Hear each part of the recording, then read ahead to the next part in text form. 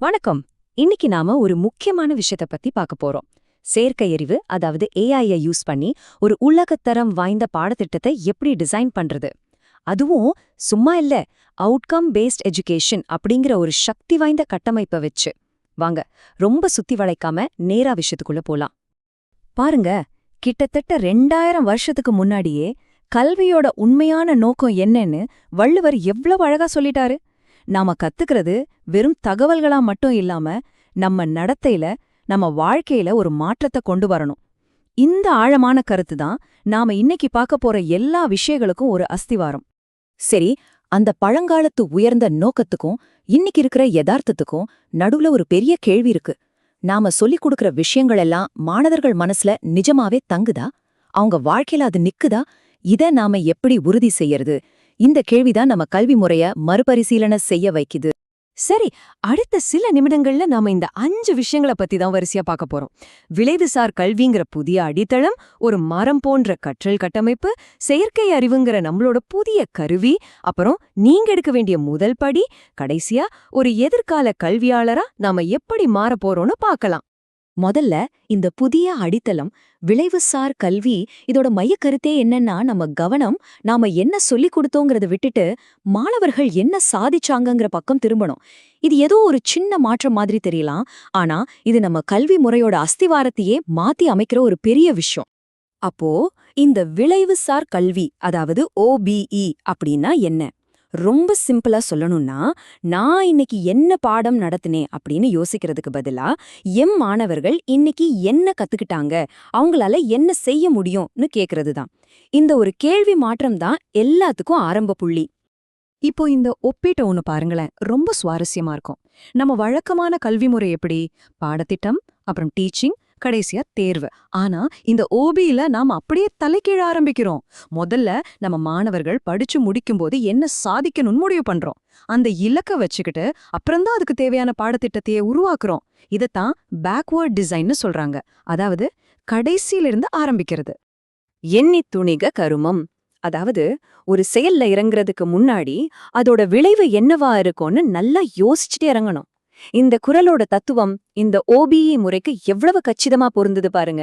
இந்த நவீன கல்வி முறைக்கான வேர்கள் நம்ம தமிழ் ஞானத்துல எவ்வளவு ஆழமா இருக்குங்கிறதுக்கு இது ஒரு நல்ல உதாரணம். சரி, இப்போ இந்த OBE பாடத்திட்டத்தோட கட்டமைப்பு இன்னும் எளிமையா புரிஞ்சுக்க வாங்க ஒரு மரத்தை உதாரணமா எடுத்துக்கலாம். ஒரு மரத்துல 3 முக்கியமான பாகங்கள் இருக்கு இல்லையா? வேர்கள், தண்டு, அப்புறம் கிளைகளும் இலைகளும்.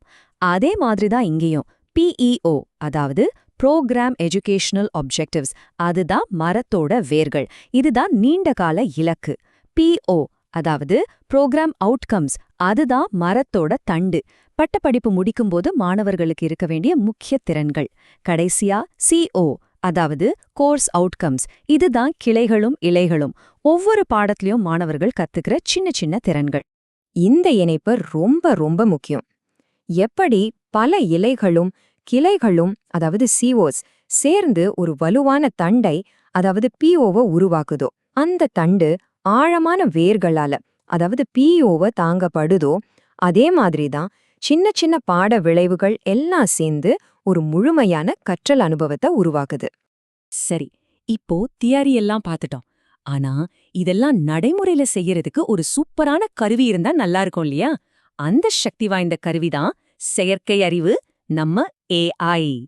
முதல்ல நம்ம மரத்தோட வேர்களை, அதாவது POக்களை உருவாக்க AI எப்படி உதவுதுன்னு பார்க்கலாம்.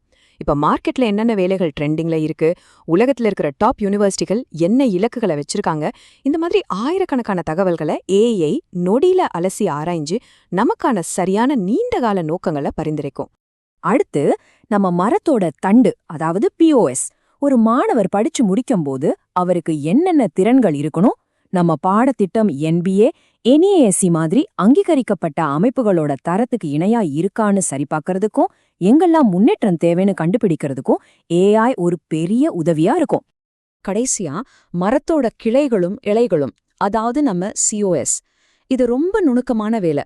ஒவ்வொரு பாடத்தோட விளைவும் நம்ம பெரிய இலக்கோட எப்படி இணைதுன்னு மேப் பண்றது, சரியான வினைச்சொற்களை பயன்படுத்துறதுன்னு நிறைய வேலை இருக்கு. இந்த கடினமான வேலைகளெல்லாம் AI ரொம்ப சுலபமாக்கிடும்.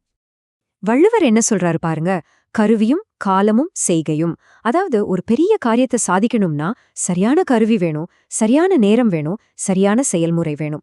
இந்த நவீன உலகத்துல ஒரு கல்வியாளருக்கு கிடைச்சிருக்கிற ஒரு மிக சக்தி வாய்ந்த கருவிதான் இந்த செயற்கை அறிவு. நம்ம பழந்தமிழ் ஞானமும் இன்னைக்கு இருக்கிற டெக்னாலஜியும் ஒன்னு சேரும்போது அது எவ்ளோ பெரிய மாற்றத்தை உருவாக்கும்னு யோசிச்சு பாருங்க. இவ்ளோ நேரம் நாம தியரி பத்தி பேசணும். இப்போ நீங்க களத்துல இறங்க வேண்டிய நேரம் வந்தாச்சு. வாங்க, ஒரு சின்ன செய்முறை பயிற்சியோட உங்க முதல் படியை எடுத்து வைக்கலாம்.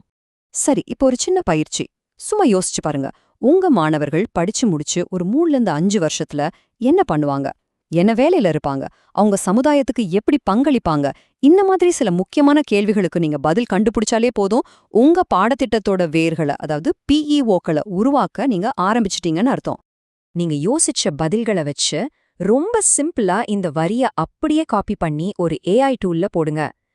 இந்த தகவல்களின் அடிப்படையில் எனது உங்கள் பட்டப்படிப்பு பெயர் திட்டத்திற்கு 3 PEO-க்களை உருவாக்கு. அவ்வளவுதான். AI உங்களுக்கு ஒரு அருமையான தொடக்கத்தை கொடுக்கும். முயற்சி பண்ணி பாருங்க. இந்த விளக்க பகுதியோட கடைசி கட்டத்துக்கு வந்துட்டோம். நம்ம கத்துக்கிட்ட மிக முக்கியமான விஷயங்களை ஒரு முறை தொகுத்து பார்த்துடலாம். இதுதான் ஒரு புதிய கற்பித்தல் யுகத்துக்கான பாடங்கள். இந்த 4 விஷயங்களையும் நல்ல ஞாபகம் வச்சுக்கோங்க. முதல் விஷயம், நம்ம கவனம் மாணவர்களோட சாதனைகள் மேல இருக்கணும். 2வது, கற்றலுங்கிறது ஒரு படிநிலை கட்டமைப்பு, இலைகள்ல இருந்து வேர்கள் வரைக்கும். 3வது, AI நம்மளோட சக்தி வாய்ந்த கருவி. 4வது, நம்ம பாரம்பரிய ஞானம் இன்னிக்கும் பொருந்தும். இதுதான் நாம இன்னைக்கு கத்துக்கிட்டதோட மொத்த சாராம்சம். இந்த கேள்வி வெறும் கேள்வி இல்ல, இது உங்களுக்கான ஒரு அழைப்பு.